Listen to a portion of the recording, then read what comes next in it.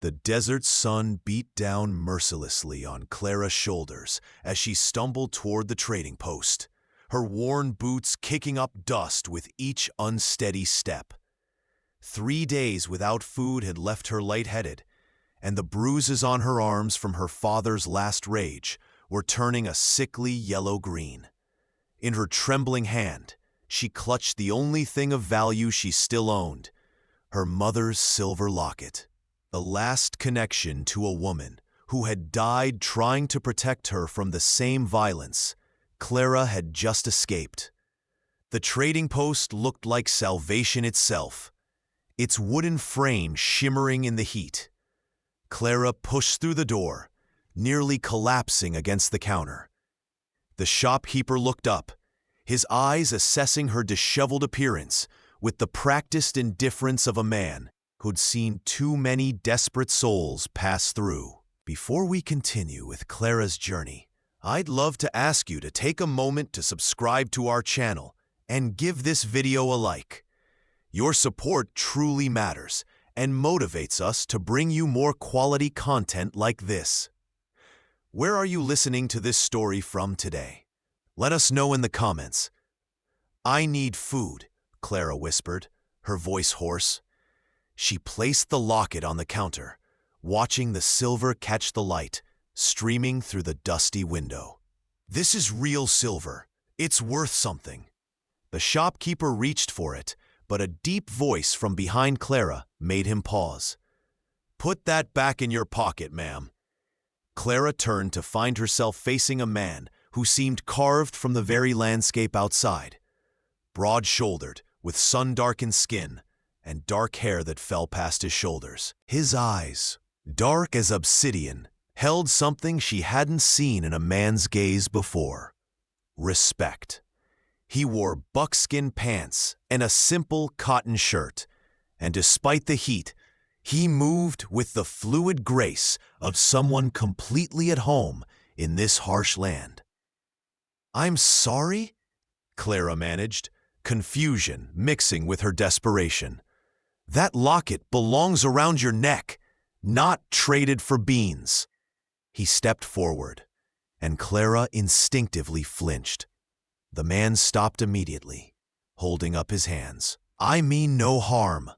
I'm just saying there's another way." He turned to the shopkeeper. "Put together supplies for the lady. Charge it to the Running Horse Ranch." "That's your spread, Nahuel?" The shopkeeper raised an eyebrow. "It is." Nahuel's gaze never left Clara's face. "And we could use someone who knows their way around a kitchen. If you're willing to work, you'll have food and a safe place to sleep." Clara's fingers closed around the locket, pulling it back protectively. I can't." The words caught in her throat. Every instinct screamed that accepting help from a strange man would lead to the same nightmare she'd just escaped. "You're not property, you're a person," Nahuel said quietly, as if reading her thoughts. "Any work you do, you'll be paid fairly. And there's a separate cabin, you'll have your own space, my word on it." Something in his steady voice, in the way he deliberately stepped back when she'd flinched, made Clara want to believe him. She'd heard stories of the Apache rancher who'd built the Running Horse from nothing, who treated his workers with uncommon fairness, but she'd never imagined he'd look like this, powerful and intimidating, yet somehow gentle. "Why would you help me?" she asked, her voice barely above a whisper. "Because someone once helped me when I needed it most," he replied simply. "And because I see a woman worth saving." The ride to the Running Horse Ranch took 2 hours, and Clara spent most of it fighting to stay upright in the saddle. Noel had given her his horse, an enormous bay mare with kind eyes, while he walked alongside them, leading them through the sagebrush-dotted landscape. The sun was beginning its descent toward the distant mountains, painting the sky in shades of amber and rose. "You know how to ride?" he asked, glancing up at her with concern. "Not well," Clara admitted. "My father didn't believe women needed to know such things." "Then that's the first thing you'll learn." There was no judgment in his voice, only matter-of-fact determination. Out here, knowing how to handle a horse could save your life. The ranch appeared like an oasis as they crested a low hill. A main house, built of adobe and timber, stood at the center, surrounded by corrals, a barn, and several. She'll be helping with meals and housework. Anyone gives her trouble, answers to me. The statement was simple, but carried weight. Clara felt the men's gazes shift from curiosity to respect. Noel led her to a small cabin at the edge of the property, set apart from the others. Inside, it was simple but clean. A bed with fresh linens, a small table, a chair, and a window that looked out toward the mountains. After 3 nights of sleeping in the brush, it looked like a palace. He turned to leave, then paused in the doorway. "Clara, you're safe here. I give you my word." After he left, Clara sank onto the bed and wept, not from despair this time, but from the overwhelming relief of not having to run anymore. The next morning, Clara woke before dawn, her body trained by years of her father's demands. She washed her face in the basin, braided her wheat-colored hair, and made her way to the main house, her stomach churning with nervousness. She found Noel, already in the kitchen, attempting to fry eggs in a pan that was smoking ominously.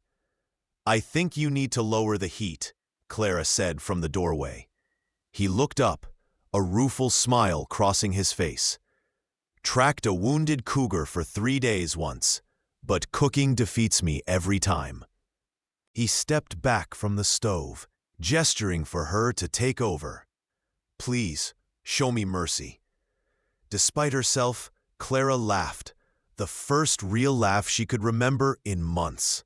She moved to the stove, adjusting the heat and salvaging what remained of the eggs. As she worked, she felt Nahuel's presence behind her, respectful but interested. "My mother tried to teach me," he said quietly, "but I was always more interested in being outside with the horses." "Where is she now?" Clara asked, then immediately regretted the question. "I'm sorry, that's too personal." "No, it's all right." Nahuel leaned against the counter, his arms crossed loosely. "She died when I was 15. Fever took her in 3 days. My father followed 6 months later. Couldn't live without her." Clara heard the old pain in his voice, recognized it because it echoed her own. "My mother died when I was 12. She tried to protect me during one of my father's rages. He pushed her and she hit her head on the hearth." The words hung in the air between them, a shared understanding of loss and violence that needed no further explanation. "That's why you flinched yesterday," Nahuel said softly. It wasn't a question. Clara nodded, focusing intently on the eggs. "He got worse after she died. Nothing I did was ever right. When he tried to sell me to a neighbor to settle a debt, I ran." She felt Nahuel move closer, but he stopped just beyond arm's reach, close enough to offer support, far enough to let her breathe. "I'll die before I let anyone hurt you again," he said, and the quiet conviction in his voice made her believe him. Over the following weeks, Clara settled into a rhythm at the Running Horse.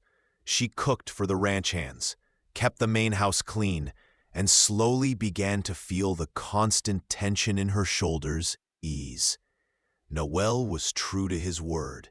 He treated her with unfailing respect, paid her fairly, and never once made her feel like anything other than a valued member of his operation. But more than that, he began teaching her the skills she'd need to survive in this unforgiving land. "Hold the reins like this," he instructed one morning, standing beside the bay mare. His hands covered hers, adjusting her grip, and Clara felt her breath catch at the contact. Firm, but not tight. "She needs to feel you're in control, but she's not your enemy." Clara tried to focus on his words rather than the warmth of his hands, the scent of leather and sage that clung to him. Like this? Perfect. He stepped back, and she immediately missed his presence. Now, squeeze your legs gently, and she'll walk forward. The mare moved smoothly, and Clara felt a surge of pride at this small accomplishment. From the ground, Nahuel watched with an expression she couldn't quite read, something between approval and something deeper. The riding lessons became a daily ritual. Nahuel was patient, never mocking her mistakes, always ready to catch her if she lost her balance. His hands on her waist, as he helped her dismount, began to linger just a moment longer than necessary. Their eyes would meet, and Clara would feel something flutter in her chest, something she thought her father had beaten out of her forever. One afternoon, he taught her to shoot. "Out here, you need to know how to protect yourself," he said, handing her a rifle. "Not just from animals." He stood behind her, adjusting her stance, his chest nearly touching her back. "Breathe steady. Squeeze the trigger. Don't pull it."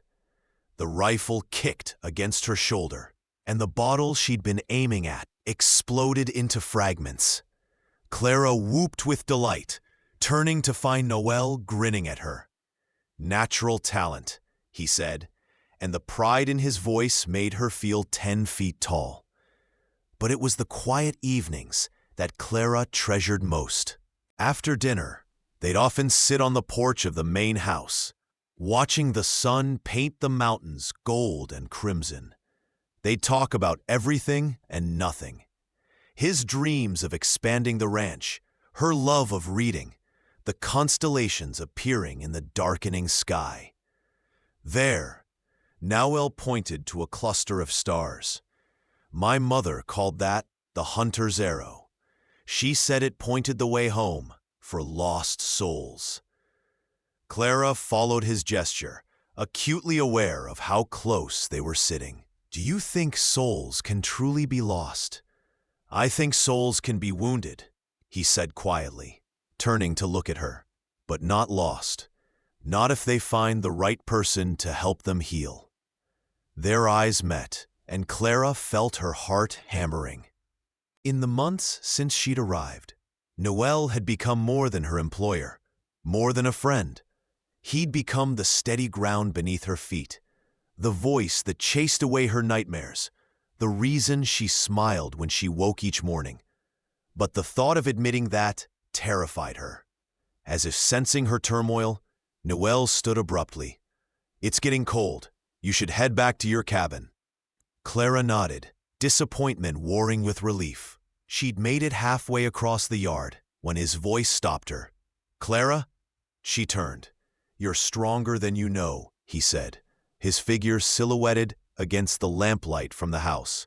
"Don't let your father's voice in your head tell you otherwise." That night, Clara lay awake in her cabin, pressing her fingers to her lips and wondering what it would feel like to kiss Noel under that star-filled sky. The turning point came on a blazing afternoon in July. Clara was in the main house, preparing dinner, when she heard the thunder of hooves and shouting from outside. She rushed to the window to see a rider approaching at breakneck speed. One of the ranch hands, Pedro. "Noel's hurt," Pedro shouted as he reined in his horse. Rattlesnakes spooked his horse. He got thrown into the rocks. Clara's blood turned to ice. She grabbed the medical supplies she'd organized, one of her many improvements to the household, and ran toward the barn where they were bringing Noel.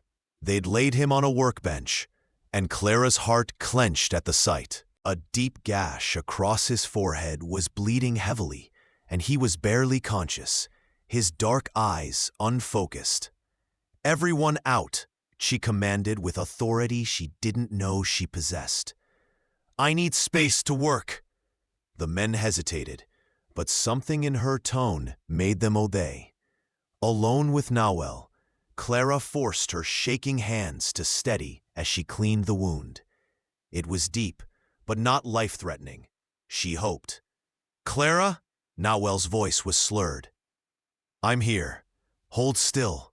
She pressed a clean cloth against the gash, applying pressure. "This is going to need stitches. You know how?" "My mother taught me." She threaded a needle, grateful her hands had finally stopped shaking. She said a woman needed to know how to mend what was broken.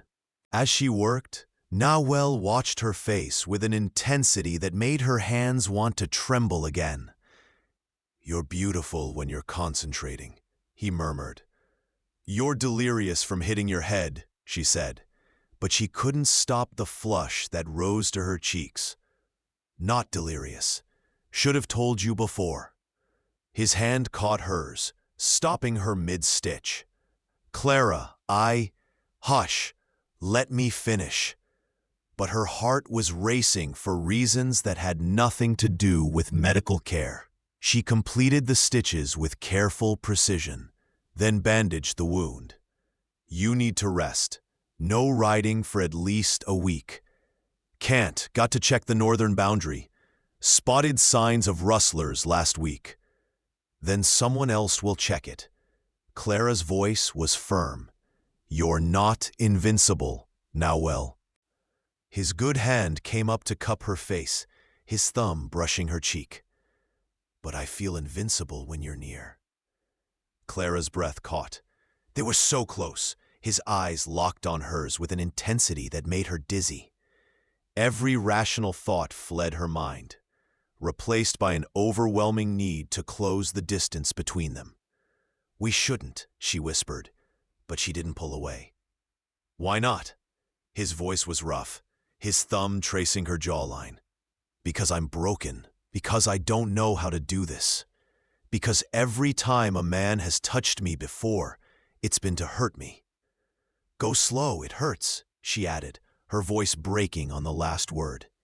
Nawel's expression softened, his hand falling away from her face. "I'll die before I hurt you," he said with fierce conviction. "But you're right.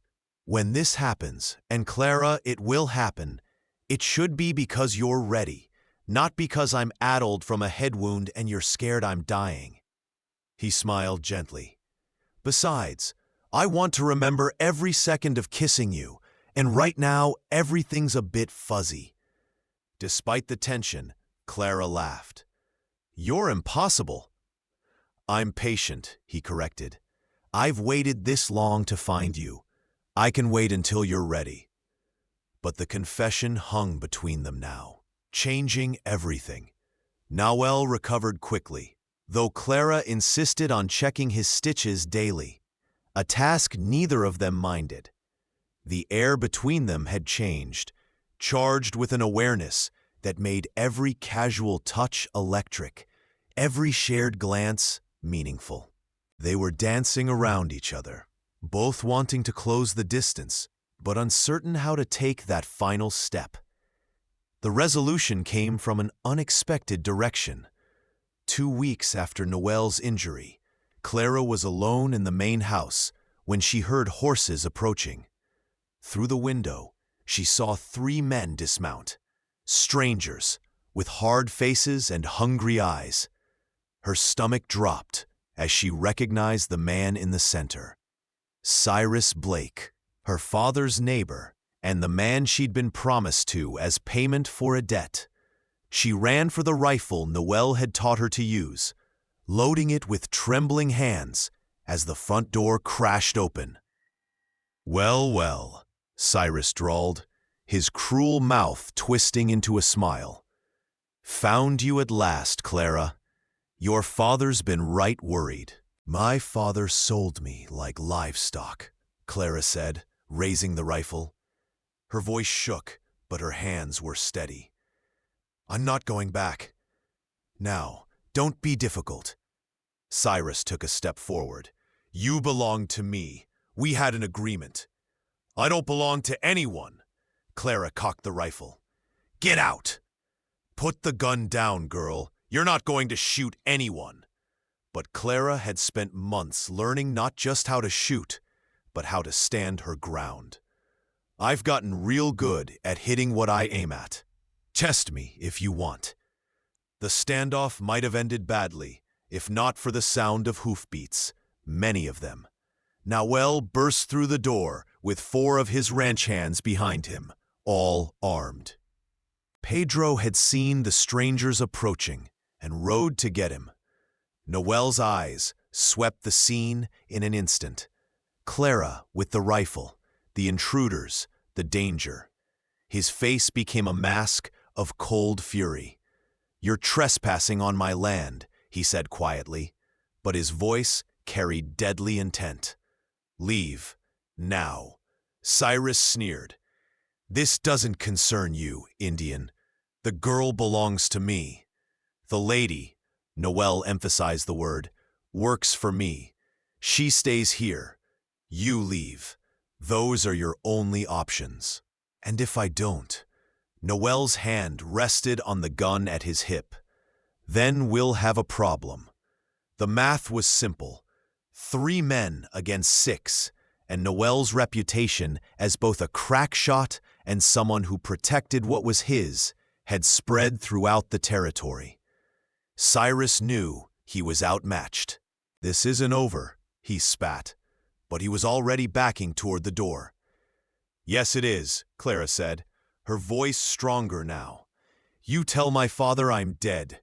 Tell him I died in the desert, but I'm never coming back." After they left, Clara's legs finally gave out. She sank to the floor, the rifle clattering beside her. Noel was there instantly, pulling her into his arms. "You're safe," he murmured into her hair. "I've got you. You're safe." Clara clung to him, her face pressed against his chest, feeling his heart pounding as hard as hers. "I can't breathe when you get so close," she sobbed, overwhelmed by everything. The fear, the relief, the intensity of her feelings for him. Nahuel pulled back just enough to look at her face, his hands cupping her cheeks, his thumbs wiping away her tears. "Then stop running," he said, his voice rough with emotion. And then he kissed her. It was gentle at first, tentative, giving her every opportunity to pull away. But Clara had been running for so long, from her father, from Cyrus, from her own heart, and she was done running. She kissed him back with everything in her, pouring months of longing and trust and hope into that kiss. His arms tightened around her, and for the first time in her life, being held by a man felt like coming home, rather than being trapped. When they finally broke apart, both breathing hard, Nahuel rested his forehead against hers. "I love you," he said simply. "I've loved you since the day you laughed at my cooking. I want to wake up next to you every morning and fall asleep with you every night. I want to teach our children to ride and watch you grow old on this ranch, but only if that's what you want too." Clara's answer was to kiss him again, deeper this time, her fingers threading through his hair. When she pulled back, she was crying and smiling at the same time. "Yes," she whispered. "Yes to all of it. I love you, Noel. I was just too scared to admit it." "You don't have to be scared anymore," he promised. "Together, remember? We face everything together." "Together," Clara agreed, and the word felt like a vow. They were married a month later in a simple ceremony under the cottonwood tree near the creek. Clara wore a dress of pale blue cotton that brought out her eyes, and Noel wore his best shirt and buckskins. The ranch hands attended, along with friendly ranchers from neighboring spreads and some of Noel's Apache relatives. The local circuit preacher officiated, and when he pronounced them husband and wife, Noel kissed Clara with such tenderness that several of the ranch hands had to wipe their eyes. The reception was simple but joyful. Roasted meat, fresh bread, music from a borrowed fiddle. As the sun set, Noel led Clara away from the celebration to the creek, where they sat on the bank and watched the stars emerge. "What are you thinking?" he asked, his arm around her shoulders. Clara leaned into him, marveling at how natural it felt now to be touched, to be held.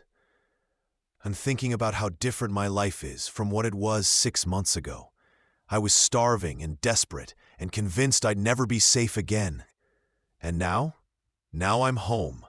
She turned to face him, her hand resting over his heart. "You gave me that, Noel. You saw me as a person when everyone else saw me as property. You gave me space to heal, taught me to be strong, and loved me despite all my broken pieces." "You were never broken," Noel said firmly. "Hurt, yes. Scared, absolutely. But never broken. You were always strong, Clara. I just helped you remember it." He pulled her closer, and Clara went willingly, tucking her head under his chin. "I know there will still be hard days," she said quietly. "I know I'll still have nightmares sometimes, still flinch at loud noises. And I'll be there," Noel promised. "Every day, every night. We'll face it together." "Together," Clara echoed, and this time it was a benediction, a promise, a future. 6 months later, Clara stood on the porch of the main house, their house now, and watched Noel teaching one of the new ranch hands to rope a calf. She smiled, one hand resting on her still flat stomach, the other shielding her eyes from the sun. The ranch was thriving. Under her management, they'd become known throughout the territory for their hospitality and fair dealing. She'd started keeping the ranch books, discovering a talent for numbers she'd never known she had. Noel had been unsurprised. He'd always believed in her capabilities. The nightmares came less frequently now. When they did, Noel would hold her until they passed, singing soft songs in Apache that his mother had taught him. She'd started teaching some of the ranch hands to read in the evenings, finding joy in passing on the knowledge her mother had given her. Her father never came looking for her. Cyrus Blake had apparently taken her advice and told him she was dead. Clara felt no guilt about this deception. She had died out in that desert, in a way. The frightened, beaten girl she'd been was gone, replaced by someone stronger, someone loved, someone free. Noel looked up from his work and caught her watching him. His face broke into the smile he reserved just for her, the one that made her heart skip even now. He said something to the ranch hand and headed toward the house. "What are you thinking about?" he asked as he climbed the porch steps. "Everything. Nothing. How lucky I am." Noel pulled her into his arms, kissing her forehead. "We're lucky. Both of us." "I have something to tell you," Clara said, suddenly nervous despite months of marriage and trust. "What is it?" She took his hand and placed it on her stomach. "We're going to have a baby. In the spring."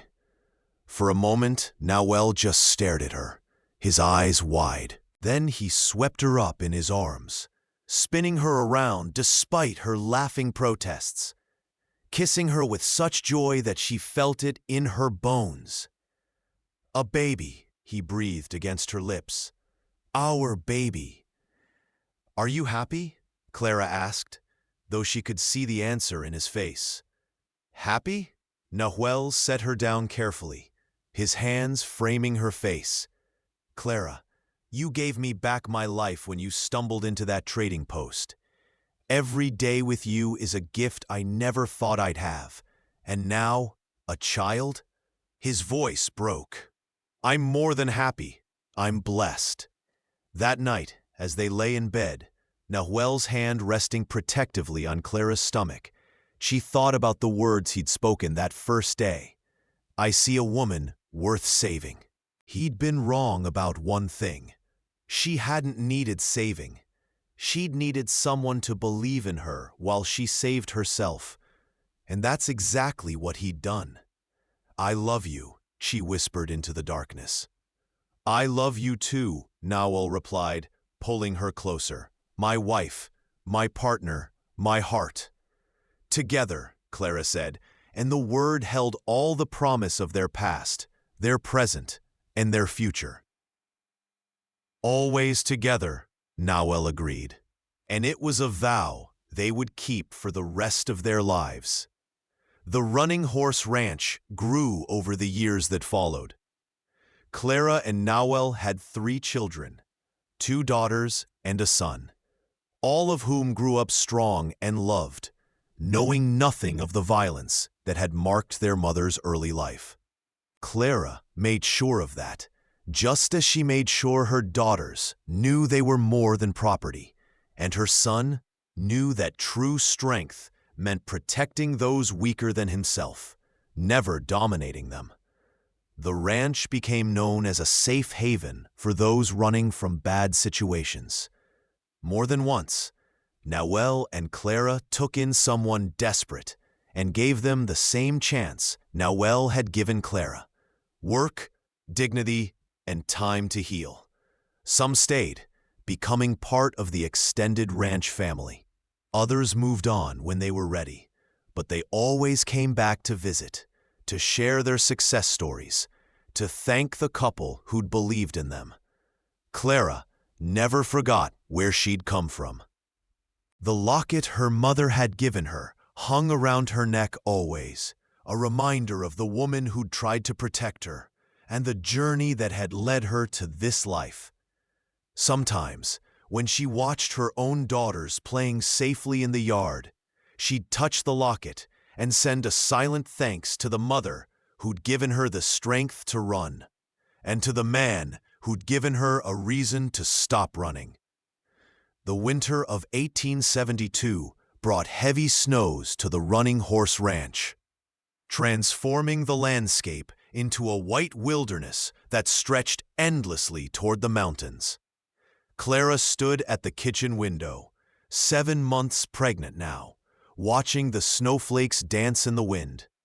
Her hand rested on her swollen belly, feeling the baby kick with what Nawel swore was already a strong spirit. You should be resting, Nawel said from behind her, wrapping his arms gently around her, his hands covering hers on her stomach. I've been resting all morning, Clara protested, though she leaned back against his solid warmth. I'm not made of glass. No, you're made of steel, he agreed, kissing the top of her head. But even steel needs care. Their peaceful moment was interrupted by frantic pounding on the door. Nawel moved quickly, his hand instinctively going to the gun he always kept nearby. He opened the door to find Miguel, one of their youngest ranch hands, covered in snow and panic. Señor Nawel, there's a woman. She collapsed near the southern fence. She's got a little girl with her, maybe 5 years old. They're half frozen. Nawel grabbed his coat. Get them to the guest cabin. Start a fire. Clara, we'll need blankets, hot water, and food. Despite her condition, Clara moved with practiced efficiency. She'd done this before. The Running Horse had become known as a sanctuary for those fleeing desperate situations. By the time Nawel carried the unconscious woman into the cabin, Clara had everything ready. The woman was painfully thin, her lips blue with cold. The little girl clung to her mother's hand, her own small body shaking with cold and terror. She had dark hair and enormous brown eyes that reminded Clara painfully of herself at that age. It's all right, sweetheart, Clara said softly, kneeling down with some difficulty. You're safe now. My name is Clara. What's yours? Rose, the girl whispered. Is my mama going to die? Not if we can help it, Clara promised. But I need you to be brave. Can you do that? Rose nodded, and Clara felt her heart clench. This child's bravery was born of necessity, just as hers had been. While Noelle tended to the mother, whose name they learned was Sarah, Clara focused on Rose. She warmed the girl slowly, gave her hot broth, and wrapped her in soft blankets. Gradually, the shaking stopped, and color returned to Rose's cheeks. "Where were you going?" Clara asked, gently. "Away," Rose said simply. "Mama said we had to run away from the bad man. He hurt Mama. He hurt me too." She pulled back her sleeve to reveal bruises in the distinctive shape of fingerprints. Clara's vision went red for a moment. She knew that pattern, knew what it meant. "You don't have to go back," she said firmly. "Ever. You and your mama can stay here as long as you need." Sarah recovered slowly over the following days. She'd been the wife of a wealthy rancher who'd turned violent after losing money in bad investments. When he'd started hurting Rose, Sarah had taken what little she could carry and run into the winter storm, choosing the possibility of freezing over the certainty of watching her daughter be abused.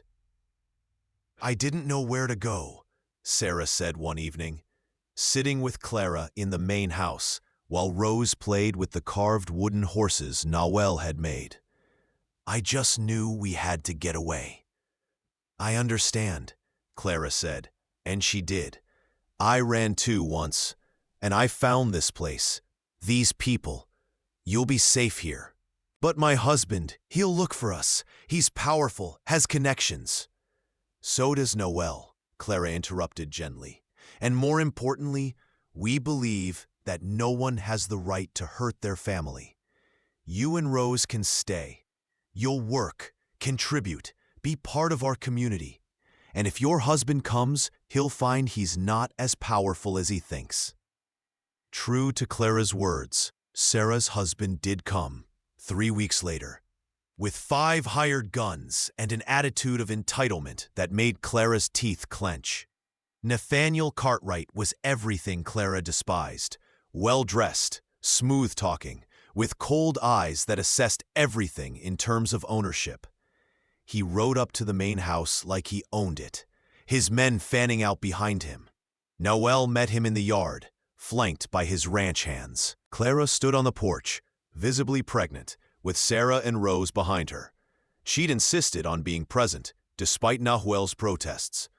"I'm here for my property," Cartwright announced. "My wife and daughter. I know they're here." "I see a woman and child," Noelle said calmly. "But no property. People aren't property, Mr. Cartwright. The law says a man's wife and children belong to him." "The law says a lot of things," Clara spoke up, her voice carrying across the yard. "It also says a man shouldn't beat his wife bloody or put bruises on a 5-year-old child." Cartwright's face darkened. "You have no right to interfere in family matters." "I have every right to protect people on my land," Noelle said. His voice remained calm, but there was steel underneath. "Sarah and Rose are under my protection now. They stay here." "I could have the law on you." "Then bring the law," Clara interrupted. "Bring the sheriff. We'll show him Rose's bruises, Sarah's scars. We'll let a judge decide if you're fit to have a family." The threat worked because they all knew what a judge would see. Cartwright might have connections, but even in the rough justice of the territory, some lines couldn't be crossed. "You'll regret this," Cartwright snarled, but he was already backing down, his hired guns shifting nervously under the steady gaze of Noelle's men. "The only regret," Noelle said quietly, "would be turning away someone who needs help. Now leave my land." After they left, Sarah broke down crying, not from fear, but from relief. Rose clung to Clara's skirts, and Clara held her with one arm, her other hand on her belly, where her own daughter kicked strong and sure. "You're both part of this family now," Clara said firmly. "For as long as you want to be." That night, as Noelle and Clara lay in bed, his hand resting on her belly, she felt the baby kick particularly hard. She's going to be fierce, Noel said with a smile. How do you know it's a she? I just do. He kissed Clara's temple, and she's going to grow up knowing she's safe, that she's loved, that no one has the right to hurt her. We're building something good here, Clara said softly. Not just a ranch, but a refuge. We are, Noel agreed. Together. Spring arrived with a rush of new life. The snow melted, revealing green grass and wildflowers. And on a warm April morning, Clara gave birth to their daughter. The labor was long and difficult. Sarah, who'd been trained as a midwife before her marriage, attended Clara alongside the doctor from town. Noel paced outside, driving the ranch hands crazy with his worry, until Pedro finally convinced him to go check on the horses before he wore a trench in the porch. When the baby's cry finally rang out, Noel ran back to the house so fast he nearly tripped over his own feet. He burst into the bedroom to find Clara, exhausted but radiant, holding a tiny bundle wrapped in soft cotton. Meet your daughter, Clara said, her voice hoarse but happy. Noel approached slowly, almost reverently. When Clara placed the baby in his arms, his hands, so strong and capable, trembled. The infant was tiny, perfect, with a shock of dark hair and eyes that would clearly be her mother's blue. She's beautiful, he whispered, tears streaming unashamedly down his face. What should we name her? Clara had been thinking about this for months. Hope, she said, because that's what you gave me, what this place represents. Hope for a better future. Hope, Noel repeated, as if the word itself held the power to change the world. And the baby seemed to respond to his voice, her tiny hand closing around his finger. Hope, running horse. It's perfect. The ranch celebrated the birth with a feast that evening. Sarah had cooked. The ranch hands brought gifts they'd made, a cradle, carved toys, a tiny pair of boots. Rose declared herself Hope's big sister and refused to leave the baby's side. As Clara watched Noel holding their daughter, showing her to their extended ranch family, she felt a contentment so deep it was almost overwhelming. This life, this family, biological and chosen, was more than she'd ever dreamed possible in those dark days when she'd been running from her father. Hope grew quickly, a happy baby who seemed to smile at everyone. Clara had feared she might be overprotective given her own traumatic childhood, but Noel helped her find balance. They gave Hope freedom to explore, to fall and get back up, while keeping her safe from real danger. By the time Hope was 6 months old, Sarah had become Clara's closest friend and right hand in managing the ranch household. Rose thrived too, her nightmares gradually fading, replaced by the confidence of a child who knew she was safe and loved. But their peace was shattered on a scorching July afternoon. Clara was in the garden with Hope in a basket beside her, picking vegetables for dinner, when she heard a sound that made her blood run cold. The thunder of many horses moving fast. She grabbed Hope and ran for the house, shouting for Sarah and Rose. From the porch, she could see dust rising in the distance, too much dust for a friendly visit. Noel appeared from the barn, already armed, his face grim. Get inside. Lock the doors. Don't open them for anyone but me. What is it? Raiders. Maybe Cartwright hired them, or maybe just opportunists who heard we're soft on refugees. His jaw tightened. Either way, they chose the wrong ranch. He kissed her hard and quick, pressed a kiss to Hope's forehead, then was gone, rallying his men. Inside the house, Clara, Sarah and Rose huddled together. Clara had her rifle, loaded and ready. Sarah had a pistol Noelle had taught her to use. Even young Rose knew to stay down and quiet. Through the window, Clara watched the raiders approach. At least a dozen men, armed and clearly looking for trouble. Her heart hammered. But she forced herself to stay calm.